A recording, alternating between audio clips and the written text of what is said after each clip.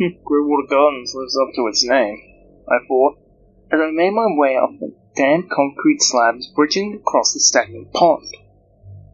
Everywhere leading up to the ashen decrepit house was lined by rotting flowers and the congealed feces of cats, dogs, and other animals. The water itself looked like it had remained the same for centuries. This place is dead. As dead as I am. I arrived at the door, more a collection of damp splinters, and hesitantly pushed it open, causing the hinges to shriek. Oh, no more shrieking. Please. The inside was as drab and impressive as the outside, and my nostrils filled with a sense of mold and neglect and regret. Or maybe it's just me. I hadn't showered in days. I couldn't face the water. There was what appeared to be some kind of waiting area.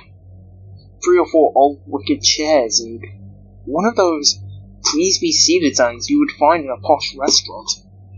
So, looking around for the slightest bit of human company, I sat down and waited. Despite myself, my wallet found its way into my hands, and then the picture of M I kept in there found its way in front of my eyes. I could never throw this away, no matter how many times I told myself to, for the sake of my own sanity, but I couldn't. This was all I had left of her fair white skin and pale blue eyes and ginger hair I'd teased her about, and the freckles on her face and chest. She was beautiful. I tried to correct myself to present tense, but I couldn't. I'd never forget the day the loss of that ginger hair fell out. A cold brought me back to reality, and I looked, bringing back tears, to see an old man, bald and bearded and stooped over, grinning through a mouth with yellow teeth. His clothes were as grey and wiry as the hairs on his face, like he was Greywater Gardens in human form. Even his right eye was grey. The left was just a black empty socket, with the eyelids hanging over it forlornly. You have an appointment? He spoke like he hadn't used his voice in years. Yes, I have a secret. I want to deposit it. I know you do, he said. He let me grasp for words, wondering how the hell he knew when he said, You wouldn't be here for any other reason, would you? He turned and beckoned me to follow him into the back room.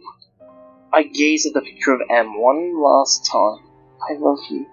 Then I slid it back into my wallet and did as I was bid. The room was more of the same, grey and wet and rotting and horrid.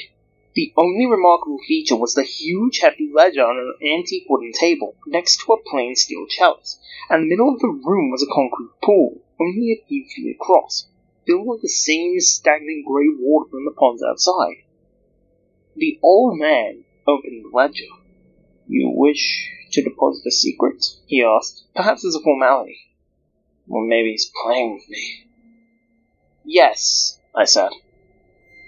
Your name? I told him. Excellent.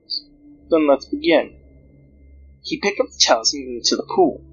He bent down, agonizingly slow, but eventually filled the cup and shuffled over to me. Drink the water, he told me, a grin playing upon his old and papery lips as he pushed the cup into my hand.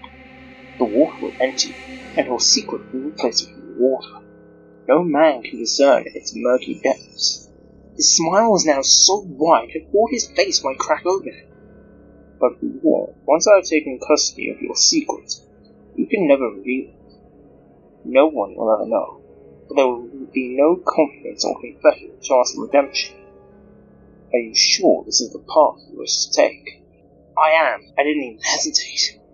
I want to know, both our sakes.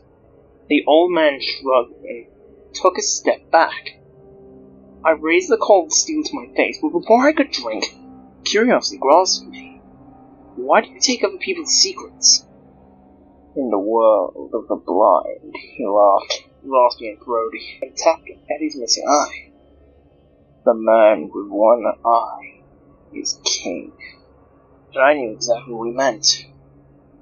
For you, I thought as I downed my morbid toast. I dropped the chalice and left without a word, knowing now that she was safe. As I walked out of Greywater Gardens, I looked down at the putrid pond, and remembered, it wasn't the water that was grey or, but her face, as I held her frail body down in the bath.